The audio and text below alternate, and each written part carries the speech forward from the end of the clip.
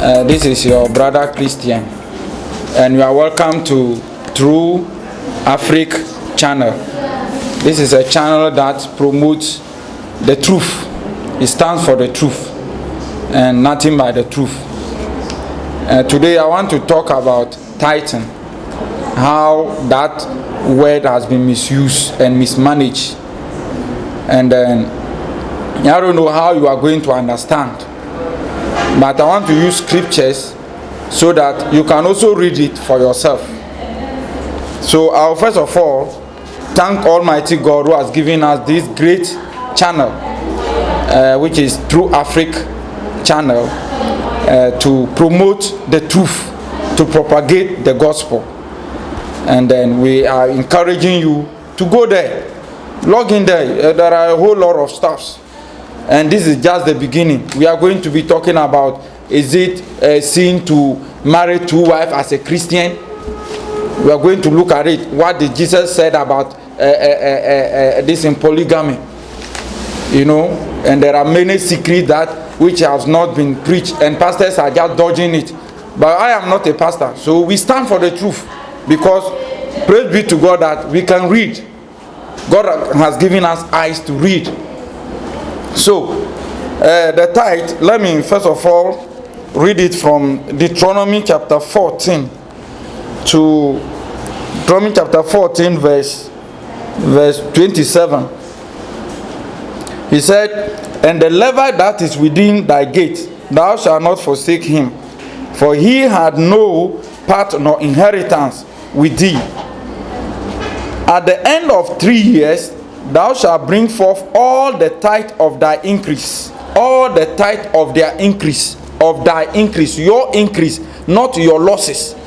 That means God is depending on you to bring your tithe of your increase. Now remember, he was not talking to the whole world.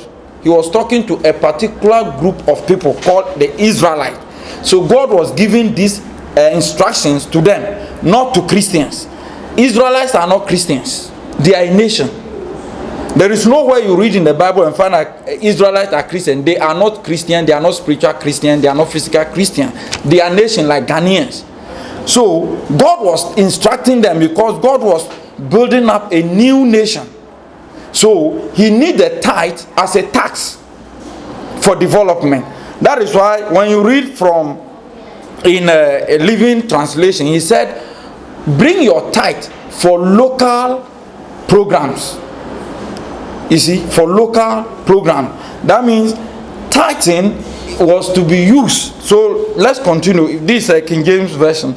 He said, "Years after every," he said, "the end of 3 years, thou shalt bring forth all the tithe of thy increase the same year, and shall lay it up within thy gates. And the Levite, because he had no part nor inheritance with thee, and the strangers, and the fatherless, and the widow, which are within thy gate, shall come and shall eat and be satisfied. That the Lord thy God may bless thee in all the work of thy hand, which thou doest." Now, Christians today are frustrated. They are frustrated because they are paying tithe and they are not receiving any blessing. Why? Because pastors are chopping the tithe. They are using it for Rolls Royce, Maserati, Lamborghini. They are now computing. Now this pastor said, because a friend of mine bought a airplane, let me also what? Buy airplane. So they are encouraging people to pay tithe. That is robbery.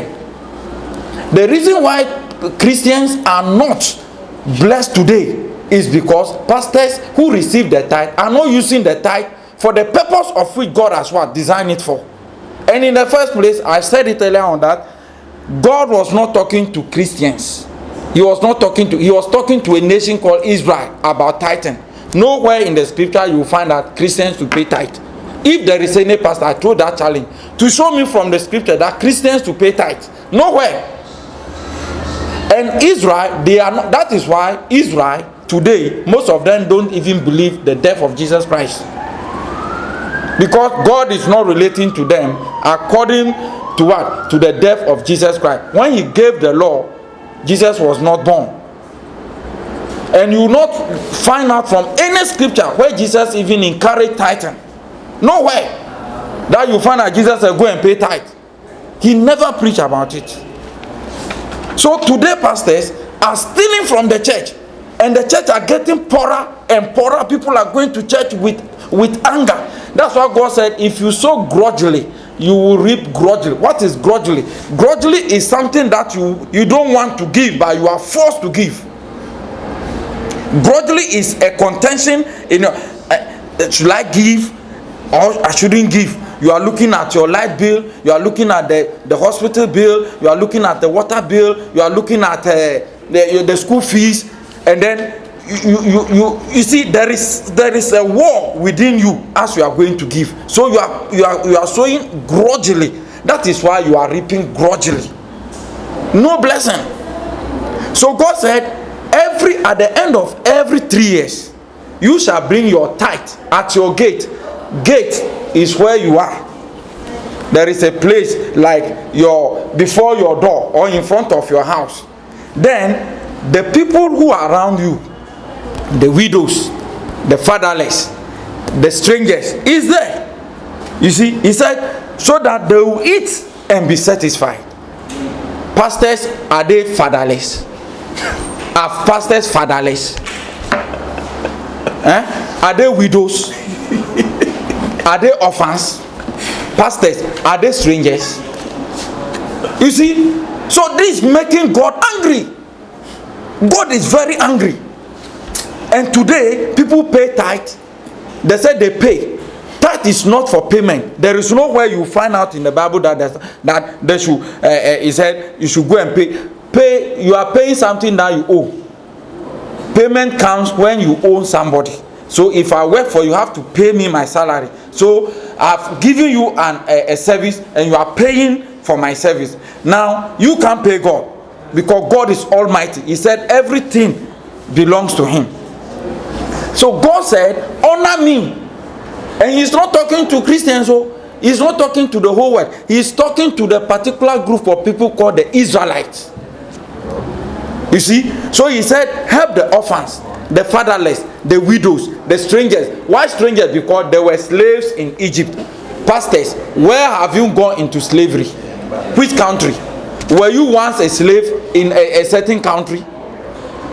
And when you say this, they'll come against you and they'll be preaching against you and be cursing. Did God say we should curse? You see? So many are suffering because of pastors. People are suffering because of pastors. Pastors are making themselves, they are taking the position of God. They want to be like God. Now in Ghana here, I can tell you, in Ghana here, pastors have fans more than God. They know pastors more than God. I can mention some of their names. They are more popular in their church more than God. You see? So if you go there and then you see that a pastor will perform a fake miracle and then they'll lift him up.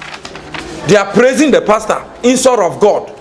God said, I will not share my glory with anybody, including the pastors you are praising. He said, I will not share my glory with anybody. So why is it that pastors today, we are not against you? We are not against you. I'm not against you. Through Africa channel is not against you. It's not to what? Maybe to trying to fight against your way. No. Nobody can fight God. But we are Christians. Nobody can fight. Me, I'm not a Christian. I'm a Christian. Me, I'm a child of God. That's why I can relate to anybody. Christians, they are hypocrites. They are discriminative. It's the fact. And I'm telling you, if you are not a Christian brother will not greet you. Unless you are a Christian. Even if you are a Christian, you have to tag yourself with a particular denomination. I belong to Pentecost. I am a Catholic. I am Jehovah's Witness. So if you are not in my denomination, then I don't have anything in common with you. What kind of worship is it? Now listen. The children of Israel, they were not denomination, they were nations. It's a particular nation that God was instructing, that he has appointed a place, a sanctuary, and there is only one pastor, a priest, the high priest, only one. Today, how many pastors do we have? And he said, give your tithe to Aaron, the high priest, and he will command blessings upon you. One, he was the only high priest. Now, today the church, how many pastors do we have? You can't count them. So tithing is not for Christians. This is the truth. Please, this is just the truth.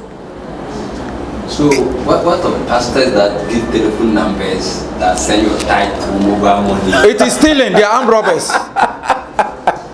It is stealing. Anyone who is doing that to you, let me tell you, it's a stealing. God is annoying. God is angry with this kind of method. Sending your mobile number to pay tithe is a stealing, typical stealing. And they chain the church with fear that if you don't pay your tithe, you'll be cursed. God will punish you. Then that God is a wicked God. If God will punish you because you did not pay your tithe, that God is a wicked God. But we know from the scripture, God is a love. Love does not hurt. So how can God hurt you because you didn't pay tithe? What is God using the money for? Is he using it to buy an aeroplane or what? So if you don't pay tithe, he will punish you. And so according to your explanation, yes, before someone will pay tithe, yes, there should be increase. Yes. Yes. So what if, let's say I'm a businessman? Yeah. Then at the end of the year, yeah, I didn't get any profit. Yeah. What about that one? You don't have to, because that's the instruction. If you pay out of your loss, you have disobeyed the law of God. Because he said we shouldn't add and we should not subtract. And God said we should pay on the increase. What does that mean? This is the meaning of that. This is the meaning of the increase. In case your capital is 100 cedis, then you don't pay tithes on 100 cedis because that is your state capital. Now, when you make the business and then you had increase about 10 cedis, you pay tithe on the 10 cedis. So you take the 10 cedis out and then you divide it 10 times. Then one of it, the 10th part of it, it belongs to God. So you pay tithe on the 10 cedis, not on 110 cedis. So in this case, yeah, let's say I'm a salary worker. Yeah. They pay me 500 Ghana. Yes. How is it going to be like? If they pay you, what do you call it? 500 cedis. That is not even your increase. That is your salary. So you can pay offering on your salary. Now you pay tithe when you use that money. You transact that money. You use that money for transaction. Maybe you the 500, you put it into some business. Then when you use the money for business, and then there is an increase, you make profit on your salary. Then you pay tithe on the increase. So it means as a salary worker, yeah, you don't have to salary to do business. Yes, you need to pay tithe. Yes, but you can pay offering. So in the Bible they call free will offering, an offering that comes from your heart. God, I thank you that you have given me a job to do, and this is my offering. As I'm honoring you with this token that you have helped me. Now that money self, you should use it to help the poor. God is concerned about the orphans, the widows, and then the strangers. God is not concerned about the pastors. So his main concern is about the widows, the orphans, and the strangers. That is God. He said, if you have not helped the poor, you have not helped me. That is God's word. He didn't say if you have not helped a pastor. Nowhere in the Bible.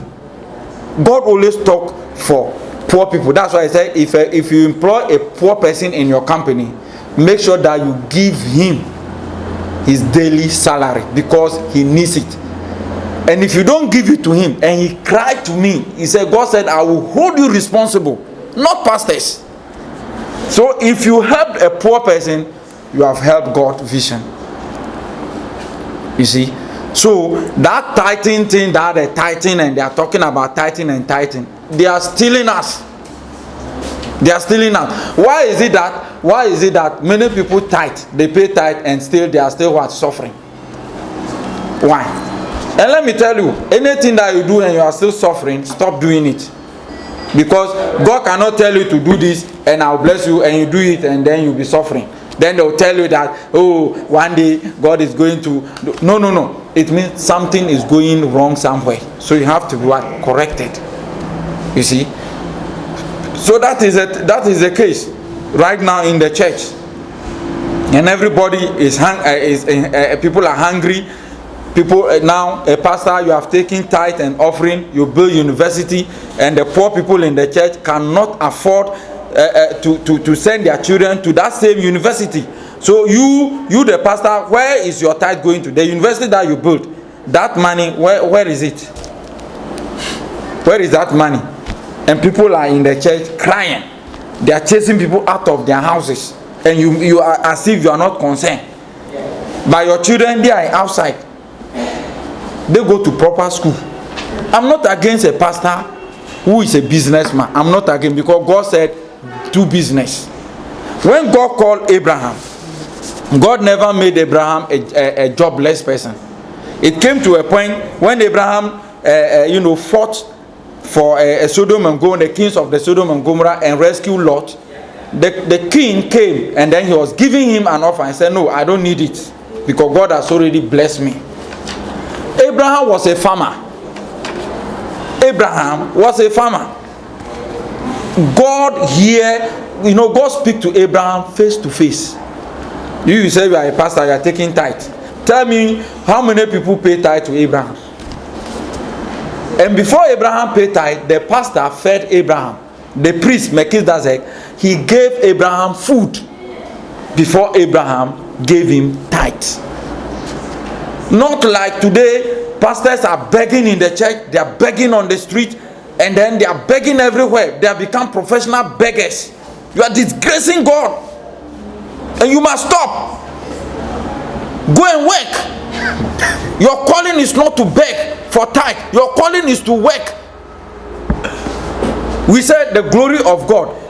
Now let me take this opportunity to explain something few about this, even though this is not a topic. Yeah, but you said they should go well. Yes. I also learned that everybody eats where they work. Yes. So is it the case that maybe they're supposed to eat where they work, or they have to, after having the pastoral, they should go and work? Yes. The point is that before God calls you, He calls you with your profession. God never calls a jobless person. There is nowhere that God ever called a jobless person. Even Jesus Christ, He was a carpenter by profession before He started the work. You see, He was a carpenter professional before He started the work, and He never stopped. When Jesus was doing his ministry, He started His ministry, He never stopped the carpentry work. He was doing it. Is it because it was not in when you read the lost book of the Bible, it's there. You see, but today a pastor will come and tell you that God said I should stop my work and go into full-time ministry. Now, go into full-time ministry, that means that you get to the stage where